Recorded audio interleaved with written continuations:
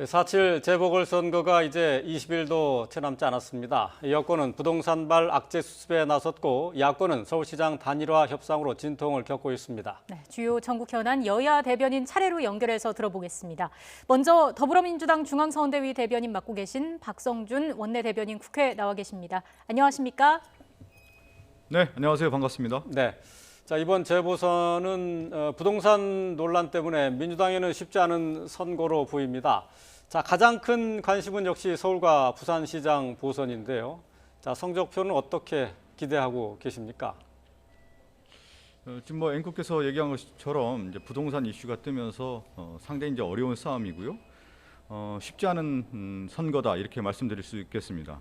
이제 정치의 어떤 과정을 보면 질서와 혼돈이 이제 교차하는 시기인데 민주당 입장에서는 지금 혼돈의 시기다. 첫 번째는 지금 얘기한 것처럼 LH 투기의 문제로 인해서 전 국민 이슈인 부동산이 모든 이슈를 덮고 있고요. 네. 또 한편으로는 야당에서 지금 안철수와 오세훈의 어떤 단일화 구도가 있음으로 인해서 저희 입장인 이제 박영선 후보가 좀 상대적으로 좀 묻히는 그런 형국인데 이러한 흐름이 저는 이제 혼돈의 시기가 이제 거치고 다시 한번 인물 구도라고 하는 형태가 형성이 된다고 하면 충분히 경쟁력이 있을 것 같고요. 다만 지금 이제 서울과 부산에서 상대 후보들의 어떤 비리 의혹들이 불거지면서 국민들이 다시 한번 무엇이 중요한지를 지켜보고 있는 시기다. 이렇게 좀 말씀드릴 수 있을 것 같습니다. 예, 일단 야권 서울시장 후보 단일화 얘기를 잠깐 해주셨는데 지금 불발되는 듯 했다가 진통 끝에 오늘 다시 좀 시작이 되는 모습이거든요. 최근에 나온 여론조사 결과를 좀 보면 3자 구도도 박빙이고요. 이게 야권 후보가 단일화가 되면 양자 구도는 더욱 녹록지 않을 것 같은데 어떻게 대응하고 계시는지요? 먼저 이제 야권의 어떤 단일화 과정을 제가 이제 지켜보면 이제 한국 정치의 큰 법칙이 있습니다. 보통 이제 강자는 분열하고 이제 약자는 연합한다 이런 정치 셈법이 있는데 안철수 후보나 이제 오세훈 후보는 지금 서울시장 선거에서 자기 스스로 강자다라고 하는 생각을 갖고 있는 것 같습니다. 네. 독자 후보가 되면 이제 선거에 승리할 수 있다는 어떤 확신의 차이 있기 때문에 두 후보는 저는 양보는 상당히 좀 어려운 국면에 가고 있지 않느냐. 그리고 이 과정을 보면은 가장 중요한 것은 단일화의 목표가 무엇이냐면 서울 시민의 어떤 삶의 질 그리고 앞으로 대한민국의 어떤 성장에 대한 부분까지 다 어우러져야 되는 부분인데 이 두 후보의 내용을 보면 정책이라든가 앞으로 어떤 삶에 대한 얘기는 전혀 없이 누가 되느냐에 대한 부분 결국은 이제 정쟁과 관련된 부분이 이제 비춰지기 때문에 단일화의 본색의 어떤 본질의 모습은 좀 퇴색하고 있다. 그것이 지금 단일화의 어떤 큰 흐름이기 때문에 이것이 이제 시민들이 바라볼 때는 정책 싸움으로 비춰지고 결국은 우리의 어떤 삶의 문제와는 동떨어진 정치 세계로 가고 있다라고 하는 판단을 저는 하고 있다고 봅니다. 예. 어쨌든 뭐 단일화가 쉽지 않아 보인다라고 전망을 해 주신 것 같은데 말이죠. 자, 어제 단일화가 뭐 된다고 하더라도 예. 실제 그것이 시민들이 볼 때 그 큰 의미를 부여할 수는 없을 것이다 이렇게 보고 있습니다. 예, 알겠습니다. 자, 어제 김태년 원내대표가 고 박원순 전 서울시장의 성추행 피해자에 대해서 사과를 했는데요. 하지만은 너무 시간이 많이 지난 지각 사과다라는 비판이 있습니다. 자, 아무래도 조금 늦은 거는 또 사실이죠. 예, 뭐 지금 김태년 당대표 이제 직무대행도 어제 이런 말씀을 하셨거든요. 피해자께서 겪었을 고통은 누구도 헤아릴 수 없다. 마음이 더욱 무겁고 숙연해진다. 더 이상 이런 일이 발생하지 않도록 모든 조치를 강구하겠다는 말씀도 해주셨고요. 네. 박영선 후보도 진심으로 위로를 전한다. 또 사과드리고 용서를 받고 싶다. 또 겸허하게 이 문제를 이제 바라보겠다 이런 말씀을 하셨는데 저는 이 생각이 저희 당의 어떤 입장이라고 생각됩니다. 그러면서 또 진선미 또 고민정 남인순 의원이 또 캠프에서 물러났고 진정 어린 사과를 했다고 봅니다. 더 중요한 것은 실질적인 어떤 방안을 하고요. 앞으로 이런 성 문제, 비위 문제가 있었을 때는 철저한 어떤 조치를 통해서 이런 피해가 다시는 발생하지 않도록 하는 것이 저희에게 또 주어진 소임이라고 생각하고 있습니다. 말씀해 주셨는데 고민정, 진선미, 남인순 의원이 일제히 선대위 직책에서 내려왔는데 민주당 차원의 징계가 있어야 한다 이런 지적은 어떻게 받아들이시는지요? 항상 뭐 이런 이제 문제가 불거지면 당 입장에서도 어떤 수위로 해야 되는지, 어떤 조치를 해야 되는지 늘 고민입니다. 일단 이제 사과를 했고요. 비판의 목소리도 매우 높다는 걸 알고 있습니다. 예. 그렇기 때문에 이렇게 또 겸허하게 사과의 말씀도 드렸고요. 또 그 이후에 어떤 대책까지 말씀드렸기 때문에 또 저희 당의 어떤 모습도 앞으로 계속 지켜봐 주시고 문제가 있다고 하면 더욱더 또 책찍질 해주시기 바라겠습니다. 네. 아직 뭐 징계까지는 뭐 논의할 단계는 아니다 이렇게 생각이 드는군요.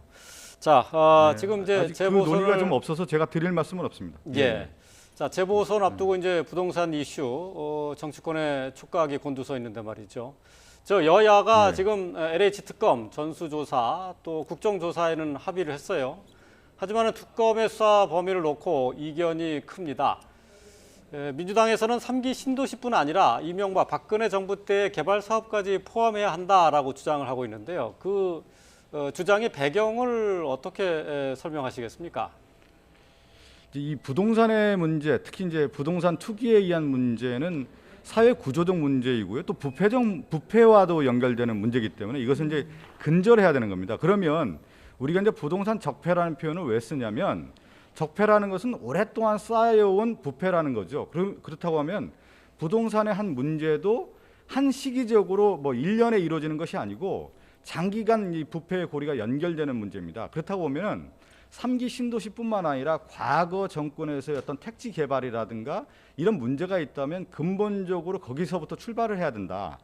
그런 인식에서 출발했다고 볼 수가 있는 것이죠. 그렇기 때문에 뭐 이명박 정부라든가 박근혜 전 정부에서의 부동산 개발 문제라든가 투기 문제, 이 문제가 있다고 하면 근본적인 문제를 해결하기 위해서는 이 한 1, 2년에 있었던 부동산 문제가 아니라 큰 차원에서 어떤 접근을 해야 된다. 그래야만 부동산 문제를 근절할 수 있고 뿌리 뽑을 수 있다라는 인식하에서 이렇게 문제를 제기했다고 볼 수 있습니다. 네. 그리고 LCT 특검도 제안을 했는데 국민의힘에서는 물타기다 이렇게 비판을 하고 있습니다. 여기에 대해서는 어떤 말씀 해주시겠습니까? 이제 부동산 문제라는 것이 한 지역의 문제가 아니고 이제 전국적인 문제인데 또 부동산에 특히 이제 부산 같은 경우는 LCT가 지역의 토착 비리에 의한 문제가 불거지지 않았습니까? 그런데 이 문제도 장기적으로 문제가 제기됐고 검찰 수사도 있었던 문제였는데 제대로 밝혀지지 않은 문제였습니다. 잠재됐던 문제였는데 이번 선거 과정에서 보면 박형준 후보의 부동산 비리 의혹이 제기되고 있었던 것이죠. 예. 특히 이제 LCT 관련 특혜 분양 문제가 이제 불거지고 있는데 제가 이제 법제사법위원회에서 활동을 하고 있는데 LCT 문제가 이제 법사위에서 제기되다 보니까 야당 의원인 김도우 의원이라든가 장재원 의원도 LCT 특검하자 이렇게 주장을 하더군요. 그만큼 이 문제가 큰 문제라는 데 있어서는 야당도 저는 같이 인식을 하고 있다. 그렇기 때문에 이 부동산 문제가 LH 투기 문제뿐만 아니라 부산에서의 LCT 문제도 근본적인 문제를 좀 바라보고 근절해야 된다. 그렇게 하기 위해서는 특검이 필요하다는 문제인 것입니다. 네, 그렇군요. 또 국민의힘에서는 LH 특검 국정조사를 동시에 추진하면서 전수조사 대상에는 청와대 직원도 포함시키자라고 주장을 하고 있는데요. 자, 이에 대해서는 어떤 의견이십니까? 그 좀 전에 뭐 청와대 그 관련된 전수조사 얘기도 좀 나오는 걸로 제가 봤는데요. 대통령께서 이제 강력한 의지와 이제 지시로 청와대 행정관들까지 전수조사를 이제 시행하지 않았습니까? 김태년 대표가 이런 얘기를 했습니다. 야당에서 이제 청와대까지 범위를 좀 확대하자라고 하는 문제 제기에 대해서 이미 청와대가 전수조사를 하고 있으니까 그 자료를 가지고 야당에서 미심쩍거나 좀 신뢰하지 못한다고 하면 국회 차원에서 이 문제를 좀 공개적으로 검토를 해보자 이런 제안까지 한 겁니다. 그렇기 때문에 이제 신뢰성에 있어서 야당이 이 문제를 정치 쟁점화해서는 안 된다라는 문제까지 저희가 이제 제기를 하게 된 건데요. 예. 청와대에 어떤 조사가 있고 그 문제가 미진하다면 국회 차원에서 더 조사할 필요가 있다라는 부분에 대해서 야당도 좀 겸허하게 좀 받아들일 필요가 있다고 봅니다. 네. 예.